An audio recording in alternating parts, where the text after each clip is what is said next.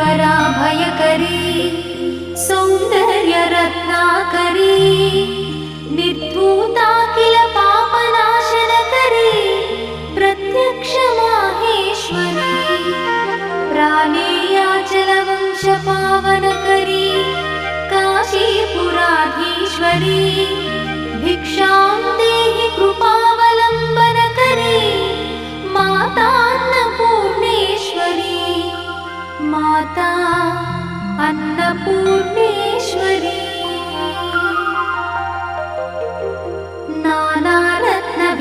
नानारत्नविचित्रभूषणकरी हेमाम्बराडम्बरी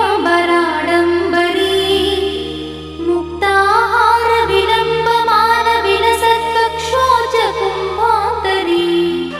काश्मीरागरुवासिताङ्गरुचिरे काशीपुराधीश्वरी भिक्षां देहि कृपावलम्बनकरी माता अन्नपूर्णेश्वरी माता अन्नपूर्णेश्वरी योगानन्दकरी रिपुक्षयकरी धर्मैकनिष्ठाकरी चन्द्रात्कानलभासमानलहरी त्रैलोक्यरक्षाकरी सर्वैश्वर्यकरी तपःफलकरी काशीपुराधीश्वरी भिक्षां देहि कृपावलम्बनकरी माता अन्नपूर्णेश्वरी माता अन्नपूर्णेश्वरी कैलासाचलकन्दरालयकरी गौरी उमाशङ्करी कौमारी निगमार्थगोचरकरी ओङ्कारबीजाक्षरी मोक्षद्वारकवाटपाटनकरी काशीपुराधीश्वरी भिक्षां देहि कृपावलम्बनकरी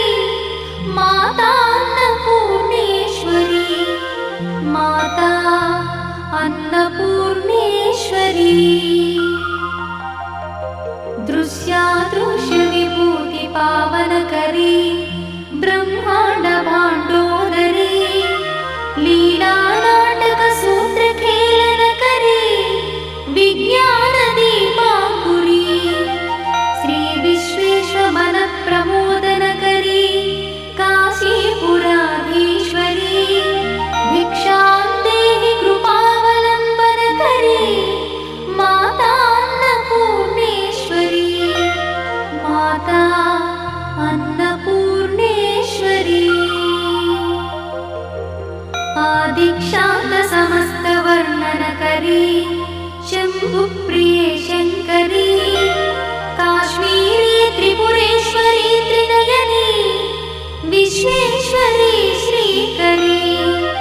स्वर्गद्वारकवाटपाटनकरी काशीपुराधीश्वरी भिक्षां देहि कृपावलम्बनकरी माता अन्नपूर्णेश्वरी माता अन्नपूर्णेश्वरी उर्वी सर्वजयेश्वरी जयकरी माता कृपासागरी नारी नीलसमानकुन्तलधरी नित्यान्नदानेश्वरी साक्षान्मोक्षकरी सदा शुभकरी काशीपुराधीश्वरी भिक्षां देहि कृपावलम्बनकरी माता अन्नपूर्णेश्वरी माता अन्नपूर्णेश्वरी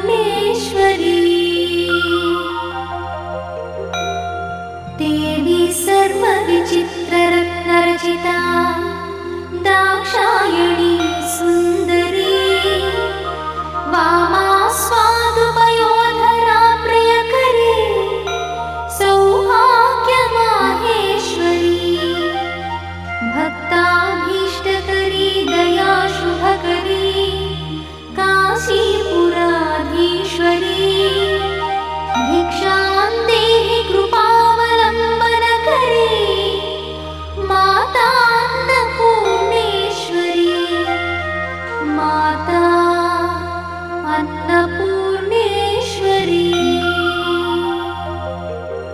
चन्द्रार्काननकोटिकोटिसदृश